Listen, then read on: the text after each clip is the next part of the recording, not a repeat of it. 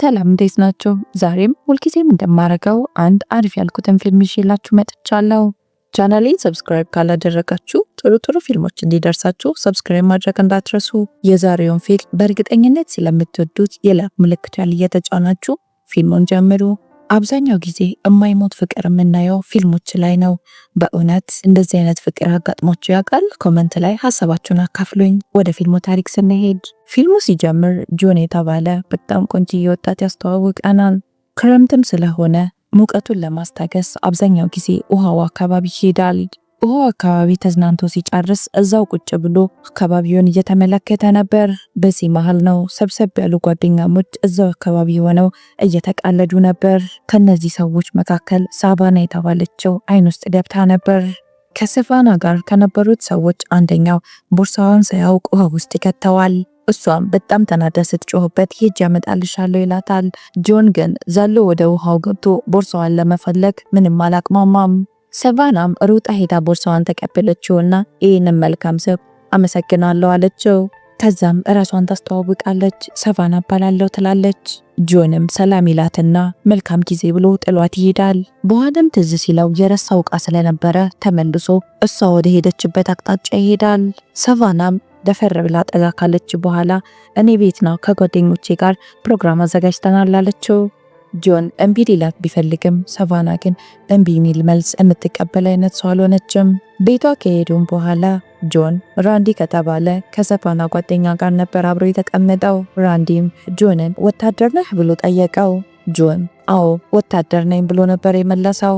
ራንዲም ስለ ወታደሮች ማይሆን ቀልድ ሲቀልድ ጆን ትንሽ ይናደዳል። ሳቫና የቀዘቀዘ ቢራ ለጆን ታመጣለትና ለጓደኛዋ ቀልድ ጆንን ይቅርታ ጠየቀችው። ከዛም ጆን እና ሳቫና ማውራት ይጀምራሉ። በዚህ መሃል ነው አለን የተባለ ሕፃን ልጅ ሮጦ መጥቶ ከኋላ ሳቫናን ያቀፋት። አለንን ተከትሎ የአለን አባት ቲም የሚመጣና ሳቫና ከጆን ጋር አስተዋወቀቻቸው። ሳቫናም ለጆን ስለ አለን ትነግረው ጀመር። አለን ኦቲስቲክ ልጅ ነው አለችው።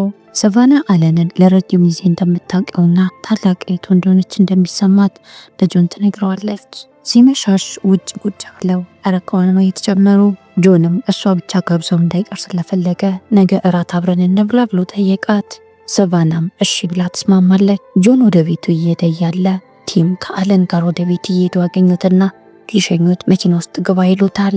ጆንም ፈቃደኛ ይሆንና መኪና ውስጥ ገባ። ቲም ሚስቱ ሞታለች፣ ግን ለአለን ሁል ጊዜ የሚነግረው እናትህ መንገድ ሄዳለች ተመልሳ ትመጣለች ይለዋል። ከዛም ቲም ጆንን ያስጠነቅቀዋል። እባክህ ሳቫና እንዳትጎዳት የጓደኛዬ ልጅ ነች አለው። ጆንም ወደ ቤት ሲገባ አባቱ እንደተለመደው ከሳንቲሞቹ ጋር ጊዜ እያሳለፈ ነው። የጆን አባት ሳንቲሞችን መሰብሰብ በጣም ይወዳል። የሚቀጥለው ቀን ጆን ከሳቫና ጋር ወደ አንድ ሬስቶራንት ይሄዳሉ። የሬስቶራንቱ ባለቤትም ጆንን ለብቻው ይጠራውና ችግር እንዳትፈጥር ብሎ አስጠነቅቀው። ሳቫናም ጆንን የሬስቶራንቱ ባለቤት ለምን እንዳስጠነቅቀው ትጠይቀዋለች። ጆንም ሊነግራት ስላልፈለገ ወዲያው ነበር ወሬ ያስቀየራት። ከዛም ስለ አባቱ ብዙ ነገር ይነግራታል። ሳቫናም የጆንን አባት መታወቅ እንደምትፈልግ ነገረችው። ጆንም ወደ ቤት ከወሰዳት በኋላ አባቴ ብዙ ስለማያወራ እንዳይደብርሽ ይላታል። ሳቫናም በጣም ደስተኛ ሆና የጆን አባት ስለሚሰበስባቸው ሳንቲሞች ሲነግራት ትሰማው ነበር። ሰዓቱ በጣም እየመሸ ስለሆነ ጆን ይዟት ወደ ቤቷ ይመጣል። እሷም አባቴ ላይ ክፉ አትሆንበት ትንሽ ቀለል ብለህ ቀረበው አለችው። ላንተ ለማየት ቢከብድህም አባቴ በጣም ነው የሚወደው ትለዋለች። ድጋሚ እንደሚገናኙ ነግራው ደህና ደር ትለውና ከመኪናው ወረደች። ከአንድ ቀን በኋላ ሲገናኙ ጆን ሳቫና በጣም ናፍቃው ነበር። እናም የት ጠፍተሽ ነው ብሎ ይጠይቃታል። እሷም በጎርፍ አደጋ ምክንያት ቤታቸውን ላጡ ቤተሰቦች ቤት እየሰራች ቢዚ እንደሆነች ነገረችው። ከዛ ቦታው ልታሳየው ይዛው ሄደች። ጆን በቅንነቷ በጣም ነበር የተማረከው። እናም ምንም እንከን የሌለብኝ ሴት እኮ ነሽ ይላታል። እሷም እኔ እንከን የሌለብኝ ሰው አይደለሁም አለችው። እዛው እንዳሉ ዝናብ መዝነብ ይጀምርና ለመጠለል የተቻላቸውን ያደርጋሉ። የተወሰነ ከወሩ በኋላ ልብ ለልብ ስለተግባቡ እዛው መሳሳም ጀመሩ። በዛው ፍቅር ይጀምራሉ። ጆን ግዳይ ስላለበት ለ12 ወሮች ሊሄድ ይችላል። የመጨረሻ ቀናቸውን ቢሆን ሳቫና ጥሩ ቀን እንዲያሳልፉ የተቻላትን እያደረገች ነበር። እሱም እየሳማት ምንም አታስቢ አንቺ ሳታቂው ተመልሼ እመጣለሁ ይላታል። ኦቲዝም ያለባቸውን ልጆች ለመርዳት እየተማረች ነው። እናም የጆን አባት ላይ ያየችውንም ምልክቶች ትነግረዋለች። ጆንም በጣም ይናደዳል። እንዴት አባቴን ከበሽተኛ ሰው እኩል ትቆጥሪያለሽ አላት። ከዛም ጥሏት ይሄዳል። በእሷ ተናዶ እየሄደ እያለ የሳቫና ጓደኛ ራንዲ ጆንን ያገኘውና ነገር ይፈልገዋል። ጆንም በጣም ተናዶ ድብድብ ይጀምራል።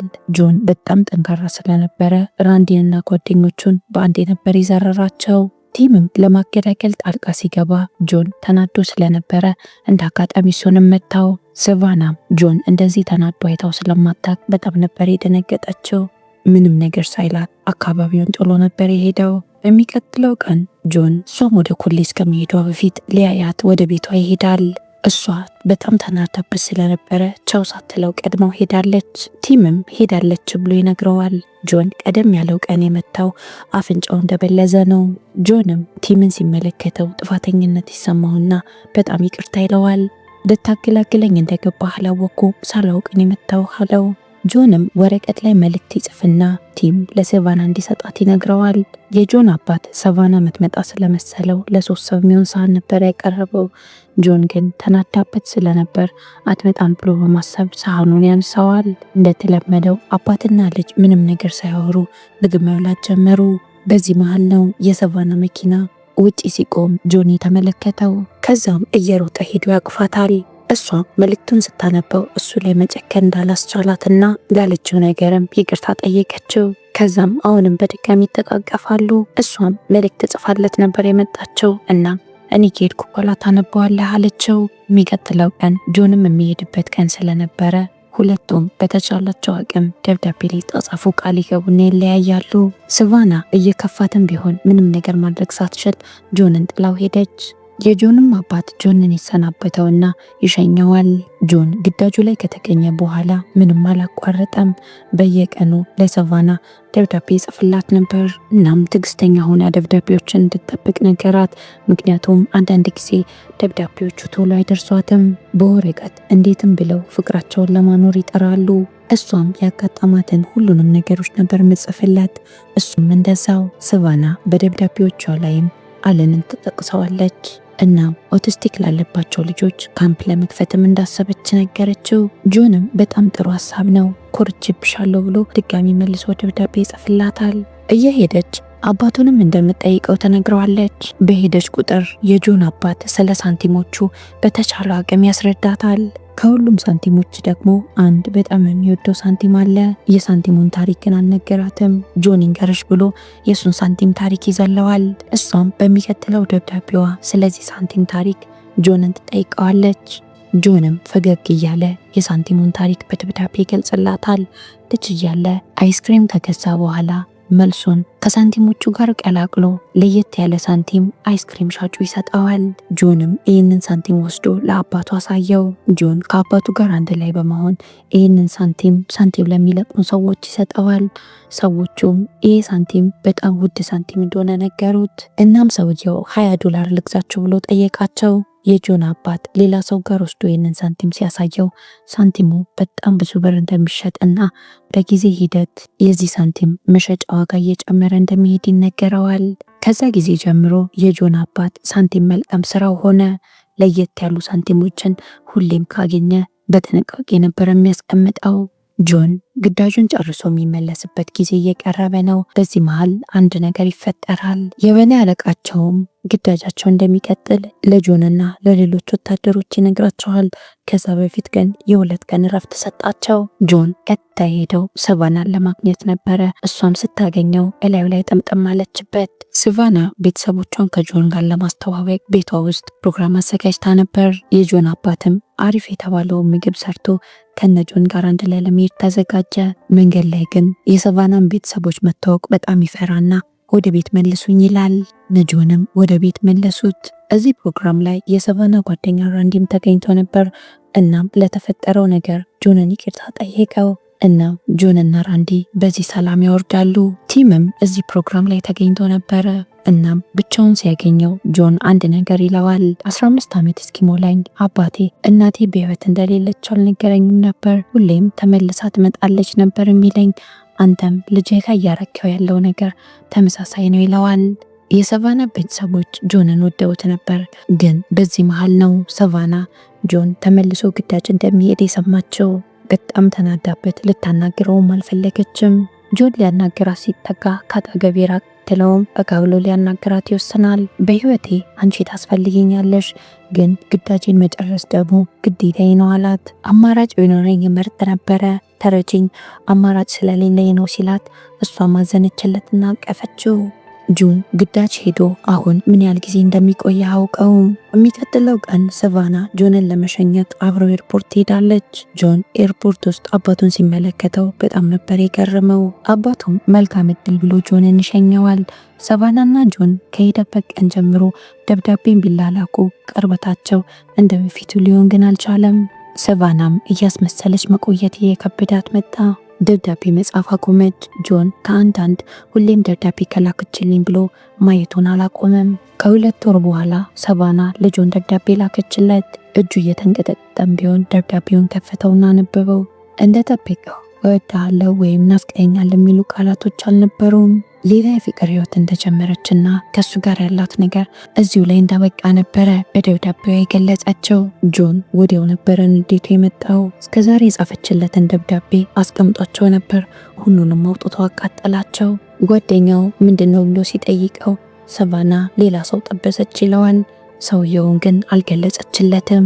ከዚህ በኋላ ነበር ጆን ግዳጅ ላይ እንዳለ ይተኮስበትና ከፍተኛ የሆነ ጉዳት ይደርስበታል። እናም ሕክምና ሲረዳ ለተወሰኑ ወራት ቆየ። ከሕክምናም በኋላ እስኪያገግም 3 ወራትን ፈጀበት። ጆን ካገገመም በኋላ ወደ ቤት መመለስ አልፈለገም። አሁንም በድጋሚ ግዳጅ እንዲመደብ ጥያቄ ያቀርባል። እንደ ቀል ጆን 4 ዓመት ሙሉ ከአንድ ሀገር ወደ ሌላ ሀገር ግዳጅ ላይ ይቆያል። አንድ ቀን ጆን አባቱ ሆስፒታል እንደገባና ሄዶ አባቱን ማየት እንዳለበት ይነገረዋል። ጆንም አባቱ ያለበትን ሁኔታ ሲመለከት በጣም ነበር ያዘነው። ሐኪሙም አጠገቡ ሰው ቢኖር ኖሮ እና በፍጥነት ሕክምና አግኝቶ ቢሆን ይድን ነበር አባት፣ አሁን ግን ያለበት ሁኔታ በጣም አሳሳቢ ነው ብሎ ይነግረዋል። ጆን በአንድ በኩል ጸጸት ሊገለው ነው። አባት ያጠገበው ሆንክ ይላል። ቤት ተመልሶ ከመጣ በኋላ ጆን የአባቱ ወንበር ላይ ይቀመጥና የአባቱን ሳንቲሞች መነካካት ይጀምራል። በመጨረሻም ጆን ደብዳቤ ጽፏል። አባቱ የተሰማውን ስሜት በጠቅላላ እዚህ ደብዳቤ ላይ ይገልጸዋል። ጆንም ሆስፒታል ከሄደ በኋላ ይህን ደብዳቤ ለአባቱ አነበበለት። ጆን ደብዳቤውን ሲያነብ ድምፁ እየተንቀጠቀጠ ነበር። ተተኩሶብኝ ለሞት ልቀርብ ስል ሳስብም ሳይም የነበረው አንተን ነው ይለዋል። ጆን ደብዳቤውን ሳይጨርስ እንባ ያንቀዋል። ለእነዚህ ሁሉ ጊዜያቶች አባቱ አጠገብ ስላልነበረም የጥፋተኝነት ስሜት እንደተሰማው ገለጸለት። አባትየውም የጆን ፊት ላይ ያሉትን እንባዎች ይጠርግለትና አይዞክ ይለዋል። ከዛን ጆንን አቅፎት እንዲያለቅስ ፈቀደለት። ጆንም ጮክ ብሎ ስቅስቅ ብሎ ያለቅሳል። ጆን አባቱን ከቀበረ በኋላ ሰቫናን ለማየት ይሄዳል። እሷም ስትመለከተው በጣም ነበር የደነገጠችው። ቃል እንደገባችለት ለኦቲዝም ህጻናት ትምህርት ቤት አልከፈተችም። እሱም ካገኛት በኋላ አባቱ እንደሞተ ነገራት። ወደ ቤቷ ከጋበዘችው በኋላ ሻይ አፍልታ እየጠጡ አንዳንድ ነገሮች ማውራት ይጀምራሉ። በዚህ መሃል ስልክ ይጮህና ስልክ ለማንሳት ትነሳለች። ጆንም የሰቫናን የሰርግ ፎቶ ተመለከተ። በዚህ ሰዓት ነው ሰቫና ቲምን እንዳገባቸው ጆን የተረዳው። እሷም ቲም ካንሰር እንደያዘው ተነግረዋለች። እናም ሙሉ ጊዜዋን እሱን መንከባከብ ስራዋ እንደሆነም ነገረችው። ጆንም ቲምን መጠየቅ ስለፈለገ አንድ ላይ ከሰቫና ጋር ወደ ሆስፒታል ይሄዳል። በሽታው ቲምን በጣም ነበር ያቆሳቆለው። እናም ቲም ሰቫናን ከጆን ስለወሰደበት ይቅርታ ይጠይቀዋል። እናም አሁንም ቢሆን ሰቫና እንደምትወደው ነገረው። ለአንተ እንደምታዝነውና አንተን እንደምትመለከተው እኔን ተመልክታኝ አታውቅም አለው። ቲምን ጠይቀው ከተመለሱ በኋላ ሰቫና ገንዘብ ቢኖረኝ ኖሮ አሳክመውና እንዲድን አደርግ ነበረ፣ ግን ያለኝን ገንዘብ በጠቅላላ ጨርሻለሁ አለችው። ከዛም እራት ሰርቼ በልቼ ነው የምትሄደው ብላ ገብታ እራት ትሰራለች። ምንም ነገር ሳያወሩ እራት ከበሉ በኋላ ጆን ውስጡ ሲከነክነው የነበረውን አንድ ነገር ጠየቃት። ለምንድነው ያልደወልሽልኝ አላት። እናም ለምንድነው እንደተውሽኝ በቃል ያልነገርሽኝ ይላታል። ሰቫናም አይኗ በእንባ ተሞልቶ አልቻልኩም አለችው። ድምፅህን ብሰማ ሀሳቤን እንደምቀይር እርግጠኛ ነበርኩ ትላለች። ቲም በጣም እየታመመ መጥቶ ነበረ። አለን አጠገቡም አልሆን ከሆነ ማንም የለውም አለችው።